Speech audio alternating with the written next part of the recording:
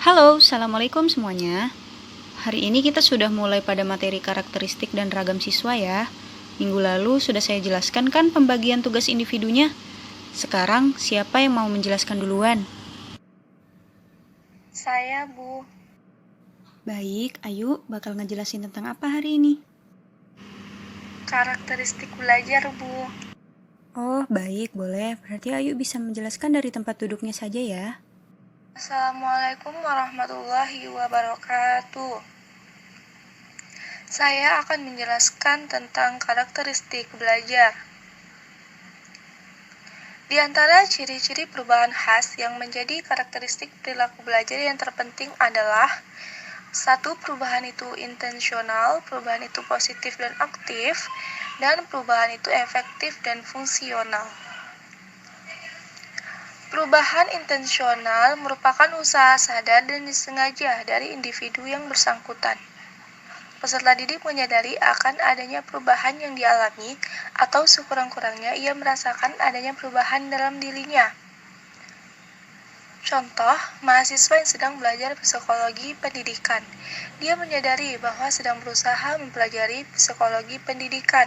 Setelah belajar, mahasiswa tersebut menyadari terjadi perubahan perilaku di dalam dirinya dengan memperoleh pengetahuan yang berhubungan dengan psikologi pendidikan. Kedua adalah perubahan positif aktif, yaitu perubahan yang terjadi karena proses belajar bersifat positif dan aktif. Positif artinya baik, bermanfaat, serta sesuai dengan harapan. Hal ini juga bermakna bahwa perubahan tersebut senantiasa merupakan penambahan, yakni diperolehnya sesuatu yang baru, yang lebih baik daripada apa yang telah ada sebelumnya. Contoh perubahan yang positif adalah mahasiswa yang menganggap ketika mengajar tidak perlu mempertimbangkan perbedaan individual atau perkembangan perilaku dan pribadi peserta didiknya. Namun, setelah mahasiswa tersebut mempelajari psikologi pendidikan, dia memahami dan berkeinginan menerapkan prinsip-prinsip perbedaan individual maupun prinsip-prinsip perkembangan individu kelak ketika ia menjadi seorang guru. Contoh perubahan aktif adalah mahasiswa ingin memperoleh pengetahuan baru tentang psikologi belajar, maka mahasiswa tersebut aktif untuk membaca buku dan mengkaji-kaji buku psikologi belajar, serta mengajak diskusi temannya tentang atau untuk mempelajari psikologi belajar tersebut. Dan yang ketiga adalah perubahan efektif fungsional. Adalah perubahan yang timbul karena proses belajar bersifat efektif. Artinya, perubahan tersebut membawa makna dan manfaat tertentu bagi peserta didik. Perubahan dalam proses belajar bersifat fungsional dalam arti bahwa ia relatif menetap dan setiap saat apabila dibutuhkan, perubahan tersebut dapat direproduksi dan dimanfaatkan. Perubahan yang efektif dan fungsional biasanya bersifat dinamis dan mendorong timbulnya perubahan positif lainnya. Sebagai contoh, jika seorang siswa belajar menulis, maka di samping ia akan mampu merangkai kata dan kalimat dalam bentuk tulisan, ia juga akan memperoleh kecakapan lainnya, seperti membuat catatan, mengarang surat, dan bahkan menyusun karya sastra atau karya ilmiah. Sekian penjelasan dari saya. Lebih dan kurang mohon maaf. Semoga bermanfaat. Wassalamualaikum warahmatullahi wabarakatuh. Waalaikumsalam warahmatullahi wabarakatuh. Baik, saya harap semua anak-anak juga mengerti ya sama penjelasan Ayu tadi. Wah, tidak terasa bel sudah berbunyi. Berarti sampai sini dulu materi kita ya. Kita sambung minggu depan.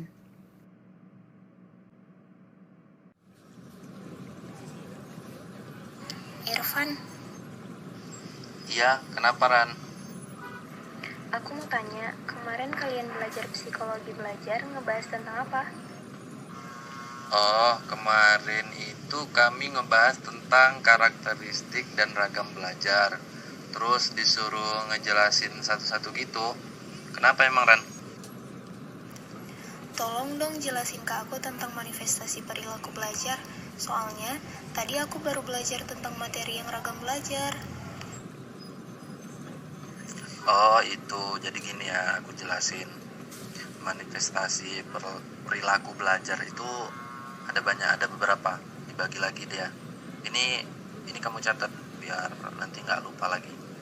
Oke, aku jelasin ya. Jadi manifestasi perilaku belajar itu ada manifestasi kebiasaan, manifestasi keterampilan, manifestasi pengamatan, ada manifestasi berpikir asosiatif dan daya ingat, ada manifestasi berpikir rasional dan kritis, terus ada manifestasi sikap, manifestasi inhibisi, kemudian ada manifestasi apresiasi, dan yang terakhir ada manifestasi tingkah laku efektif.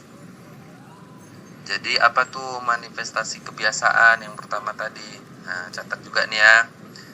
Di manifestasi kebiasaan, setiap siswa-siswi yang telah mengalami proses belajar, kebiasaannya akan tampak berubah. Menurut Burkhardt dalam Muhib bin Shah, kebiasaan itu timbul karena proses penyusutan kecenderungan respon dengan menggunakan stimulasi yang berulang-ulang. Dalam proses belajar, pembiasaan juga meliputi pengurangan perilaku yang tidak diperlukan. Karena proses penyusutan pengurangan inilah muncul suatu pola bertingkah laku baru yang relatif menetap dan otomatis. Kemudian ada manifestasi keterampilan yang kedua tadi. Menurut Reber, keterampilan kemampuan melakukan pola-pola tingkah laku yang kompleks dan tersusun rapi secara mulus dan sesuai dengan keadaan untuk mencapai hasil tertentu. Keterampilan bukan hanya meliputi melainkan juga fungsi mental yang bersifat kognitif. Konotasinya pun luas sehingga sampai pada memengaruhi atau mendayagunakan orang lain. Artinya, orang yang mampu mendayagunakan orang lain secara tepat juga dianggap sebagai orang yang terampil. Kemudian ada manifestasi pengamatan. Ini pengamatan artinya proses menerima, menafsirkan, dan memberi arti rangsangan yang masuk melalui indera seperti mata dan telinga. Seperti contoh, seorang anak yang baru pertama kali mendengarkan radio akan mengira bahwa penyiar benar-benar berada dalam kotak bersuara itu. Namun, melalui proses belajar, lambat laun akan diketahuinya bahwa yang ada dalam radio tersebut hanyalah suara, sedangkan penyiarnya berada jauh di studio pemancar. Kemudian ada juga manifestasi berpikir asosiatif dan daya ingat. Apa itu berpikir asosiatif? Berpikir asosiatif itu merupakan proses pembentukan hubungan antara rangsangan dengan respon.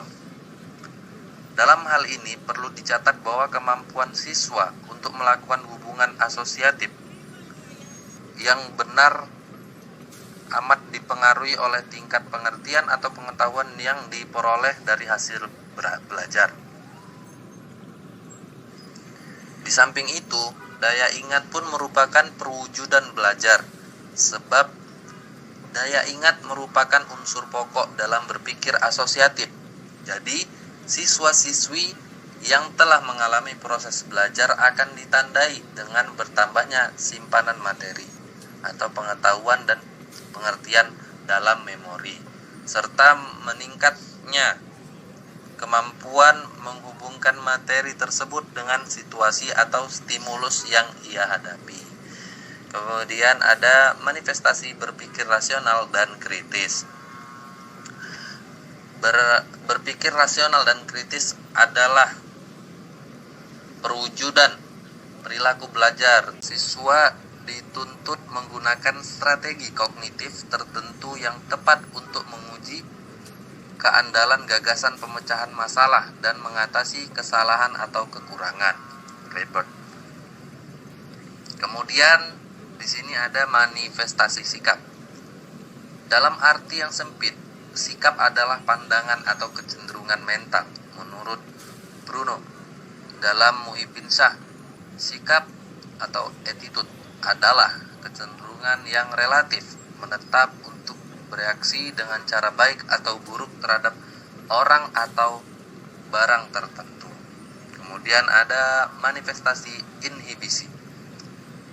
Apa itu? Secara ringkas, inhibisi adalah upaya pengurangan atau pencegahan timbulnya suatu respon tertentu karena adanya proses respon lain yang sedang berlangsung. Dalam hal belajar, yang dimaksud dengan inhibisi adalah kesanggupan siswa-siswi untuk mengurangi atau menghentikan tindakan yang tidak perlu, lalu memilih atau melakukan tindakan lainnya yang lebih baik ketika ia berinteraksi dengan lingkungannya. Kemudian di sini ada manifestasi apresiasi. Pada dasarnya, apresiasi berarti suatu pertimbangan mengenai arti penting atau nilai sesuatu. Dalam penerapannya, apresiasi sering diartikan sebagai penghargaan atau penilaian terhadap benda-benda baik, abstrak maupun konkret yang memiliki nilai luhur. Kemudian ada manifestasi tingkah laku afektif. Tingkah laku afektif adalah tingkah laku yang menyangkut keanekaragaman perasaan seperti takut, marah, sedih, gembira, was-was, dan sebagainya. Tingkah laku seperti ini tidak terlepas dari pengaruh pengalaman belajar siswa-siswi sebagai akibat konstruksi sekolah. Oleh karenanya, ia juga dapat dianggap sebagai perwujudan perilaku belajar. Nah, jadi gituran penjelasan tentang manifestasi perilaku belajar. Coba deh kamu jelasin ke aku tentang ragam. Siapa tahu ada yang salah, ntar aku benerin gitu. Jadi, dalam proses belajar itu dikenal ada bermacam-macam kegiatan yang memiliki corak yang berbeda antara satu dengan lainnya, baik dalam aspek materi dan metodenya, maupun dalam aspek tujuan dan perubahan tingkah laku yang diharapkan. Ada 8 ragam jenis belajar. Yang pertama itu ada belajar abstrak, yaitu belajar yang menggunakan cara-cara berpikir abstrak. Tujuannya adalah untuk memperoleh pemahaman dan pemecahan masalah-masalah yang tidak nyata. Misalnya belajar matematika, kimia, kosmografi, astronomi, dan juga materi bidang studi agama seperti tauhid. Yang kedua, belajar keterampilan, yaitu belajar dengan menggunakan gerakan-gerakan motorik, yakni yang berhubungan dengan urat, syaraf, dan otot. Tujuannya adalah memperoleh dan menguasai keterampilan jasmani tertentu. Dalam belajar jenis ini, latihan-latihan intensif dan teratur itu sangat amat diperlukan, termasuk olahraga, menari, dan juga sebagian materi pelajaran agama seperti ibadah sholat dan haji. Yang ketiga ada belajar sosial, yaitu belajar yang memahami masalah-masalah dan teknik-teknik untuk memecahkan masalah. Tujuannya adalah untuk menguasai pemahaman dan kecakapan dalam memecahkan masalah-masalah sosial seperti masalah keluarga, masalah persahabatan, dan masalah-masalah lain yang bersifat kemasyarakatan. Selain itu, belajar sosial juga bertujuan untuk mengatur dorongan nafsu pribadi demi kepentingan bersama dan memberi peluang kepada orang lain. Bidang-bidang studi yang termasuk bahan pelajaran sosial antara lain pelajaran agama dan pendidikan moral Pancasila. Yang keempat, belajar pemecahan masalah, yaitu belajar yang menggunakan metode-metode ilmiah atau berpikir secara sistematis, logis, teratur, dan teliti.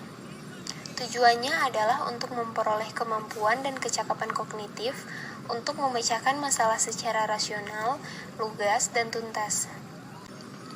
Dalam hal ini, hampir semua bidang studi dapat dijadikan sarana pemecahan masalah. Yang kelima, belajar rasional, yaitu belajar dengan menggunakan kemampuan berpikir secara logis dan rasional. Tujuannya adalah untuk memperoleh aneka ragam kecakapan menggunakan prinsip-prinsip dan konsep-konsep. Jenis belajar ini erat kaitannya dengan belajar pemecahan masalah. Bidang-bidang studi yang dapat digunakan sebagai sarana belajar rasional sama dengan bidang-bidang studi untuk belajar pemecahan masalah. Yang keenam, belajar kebiasaan, yaitu proses pembentukan kebiasaan-kebiasaan baru atau perbaikan kebiasaan-kebiasaan yang telah ada. Belajar kebiasaan selain menggunakan perintah, teladan, dan pengalaman khusus, juga menggunakan hukuman dan ganjaran. Tujuannya agar siswi-siswi memperoleh sikap-sikap dan kebiasaan.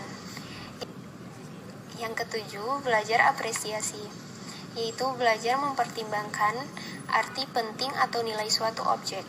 Tujuannya agar siswa-siswa memperoleh dan mengembangkan kecakapan ranah rasa, yang dalam hal ini kemampuan menghargai secara tepat terhadap nilai objek tertentu. Misalnya, apresiasi sastra, apresiasi musik, dan sebagainya. Nah, bidang studi yang dapat menunjang